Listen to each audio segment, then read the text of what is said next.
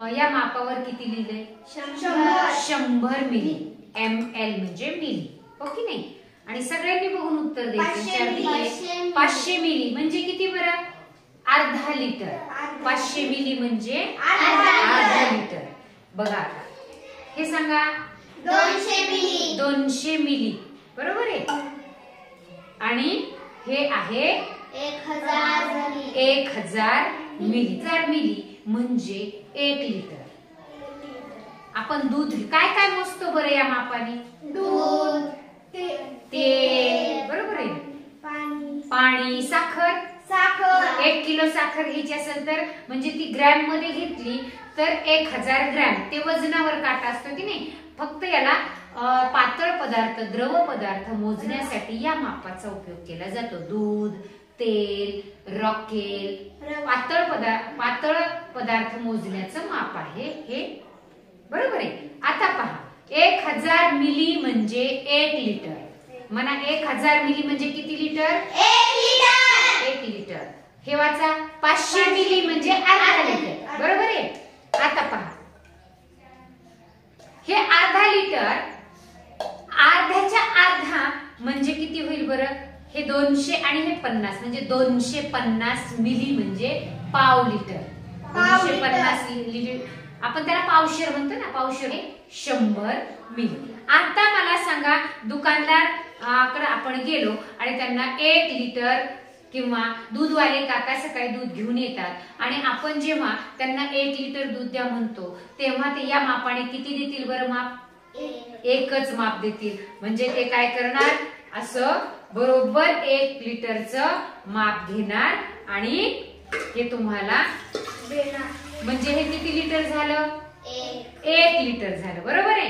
आता जर तुम्हाला 1.5 लिटर दूध पाहिजे असेल तर किती देणार या मापाने? 1 आणि अर्धा. हे 1 लिटर झालं आणि त्याच्यामध्ये हे 500 मिलीचे टाकले, बरोबर आहे. म्हणजे किती लिटर दूध होईल बरं? हे 1 आणि अर्धा म्हणजे किती लिटर होईल? 1 आणि अर्धा म्हणजे 1.5 लिटर होईल, बरोबर आहे. दूधवाल्या काकाकडं 1 लिटरचं दुधाचं माप नसेल आणि हे अर्धा लिटरचं असेल तर या मापाने जर आपल्याला 1 लिटर दूध घ्यायचं असेल तर यांनी किती माप टाकावे? बरोबर आहे. 500 मिलीचं माप नसेल आपल्याकडे तर हे 200 आणि हे 50 हे 2 माप आहेत त्याच्याकडे. मग तुम्हाला अर्धा लिटर दूध घ्यायचे. किती? अर्धा लिटर. आणि त्यांच्याकडे एवढीच माप आहे 200 चे 50.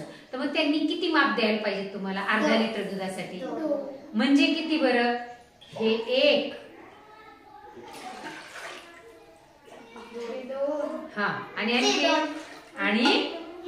हे 2 म्हणजे 50 मिलीचे 2 म्हणजे किती होणार? हे मग अर्धा लिटर दूध. आता आपण पाणी मोजणार आहोत याच्या मदतीने.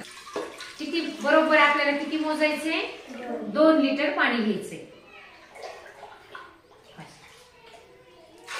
छान. म्हणजे 2 लिटरचे 1000 मिलीलिटरच्या मापाने तिनं किती माप टाकले याच्यात? म्हणजे किती लिटर पाणी झालं आता हे? 2 लिटर पाणी. मला 2.5 लिटर पाणी मोजून दाखवायचं तरी. किती? जरा दोघी जणी 2.5 लिटर पाणी मोजून दाखवायचं. मागे सरक, मोजत चालायचं. आता ती किती माप टाकतीये बघायचं. तिचं बरोबर येते का आपल्याला बघायचं. 2.5 लिटर तिला पाणी मोजून काढायचे 500 मिलीच्या मापाने. बरोबर काढ. बरोबर. हा बघा आता तिने किती माप टाकले? म्हणजे किती? 2 आणि अर्धा म्हणजे 2.5. मग तिने बरोबर काढले का 2.5 लिटर? नाही काढले. बरोबर तुमच्यापैकी कुणाला काढता येईल? कारण हे 500 मिलीचं किती मोजायचे आपल्याला पाणी? 2.5 लिटर. मग तुम्हाला माहितीये हे 500 मिलीचं माप आहे. हे किती माप घेतल्यावर 1 लिटर होईल? 2. हा म्हणजे तिने 2.5च किती टाकले? तिने 1.5 लिटर पाणी टाकले. मग आणखी तुम्हाला किती टाकावं लागेल?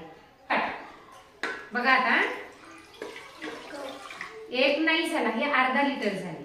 आता 1 लिटर झालं, बरोबर आहे का? 500 500 1000 मिली. 1.5 झाला आताशी 1.5. हे 2 माप टाकल्यावर 1 लिटर होतोय. आता टाक. आता हे 2 लिटर झाले आणि आता अर्धा टाकावं लागेल ना. हा बरोबर हा अर्धा झाला म्हणजे हे झालं आता 2.5 लिटर पाणी. कारण 2 माप टाकल्यानंतर 1 लिटर होणार आहे. बरोबर आहे का? हा छान. आता 1000 मिलीचे म्हणजे 1 लिटरचे 5 लिटर पाणी मोजायला सांगितले. कमी जास्त नकोय. मोजत चला किती होते. 1 लिटर झाला हो की नाही. मोजत चला. 2 लिटर. 2 लिटर. छान. 3 लिटर. 3 लिटर. 4 लिटर. असं आपण दुधाचे माप कमी घेणार नाहीत ना त्यांच्याकडून. म्हणजे आता किती होईल ते 4 लिटर आणि हे 5 लिटर. बरोबर. 50. 250 म्हणजे हे 1 माप टाकल्यानंतर हे 500 मिली होण्यासाठी हे किती माप टाकावं लागतील.